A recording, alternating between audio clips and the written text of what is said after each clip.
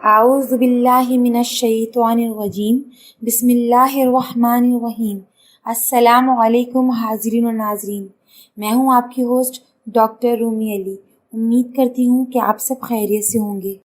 میری اللہ تعالیٰ سے دعا ہے کہ اللہ آپ سب کے لیے آسانیاں پیدا کرے اور تمام مسائل آپ لوگوں کے حل فرما دے۔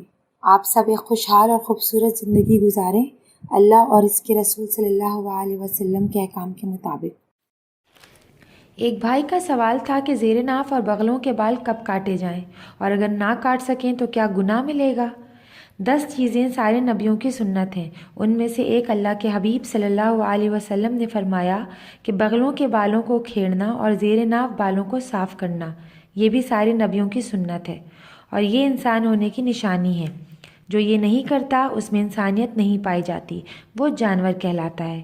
سب سے پہلے یہ سمجھ لیں کہ اس کی حد بندی کیا ہے، کہاں سے گناہ شروع ہوتا ہے۔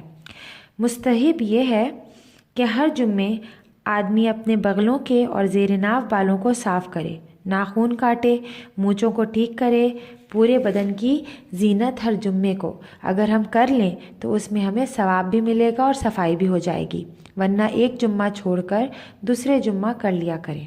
اور حضور اکرم صلی اللہ علیہ وسلم سے ثابت ہے کہ کبھی کبھار 20 دن کے وقفے سے حضور اکرم صلی اللہ علیہ وسلم زیر ناف بالوں کو صاف کر لیا کرتے تھے اگر کوئی سفر وغیرہ کا معاملہ ہوتا تو۔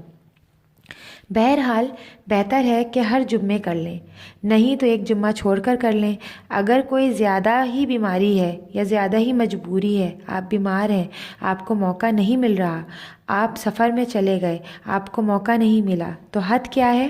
مسلم شریف کی روایت ہے، صحابہ فرماتے ہیں حضور اکرم صلی اللہ علیہ وسلم نے ہمارے لیے حد مقرر کر دیا ناخن کے بارے میں، بغلوں اور زیر ناف بالوں کے بارے میں، کہ ہم ان بالوں کو 40 دن سے زیادہ تک نہ چھوڑے رکھیں، یعنی 39ویں دن تک، تو آپ کو گناہ نہیں ہوگا۔ اگر 40واں دن ہو گیا اور آپ نے بال نہیں کٹوائے اور آپ کو مسئلہ نہیں ہے اور نہ ہی کوئی مجبوری ہے، جتنے دن گزریں گے ہر منٹ آپ کو گناہ ملے گا، ہر سیکنڈ آپ کو گناہ ملے گا۔ بہت سے لوگوں کو اس بات کا پتہ نہیں ہوتا اور وہ لوگ گناہ میں مبتلا ہوتے جاتے ہیں۔ اس لیے آج سے ہم عزم کریں کہ بدن کی صفائی کو کچھ وقت گزر جائے تو 40 دن سے پہلے اپنے بدن کی صفائی کریں گے تاکہ گناہ سے بچ سکیں اور اللہ ہمارے لیے آسانیاں پیدا کرے۔ آمین۔ آپ کی دعا کو ڈاکٹر رومی علی اب اجازت چاہوں گی۔ دعاؤں میں یاد رکھیے گا، اپنا بہت خیال رکھیے گا۔ اللہ حافظ۔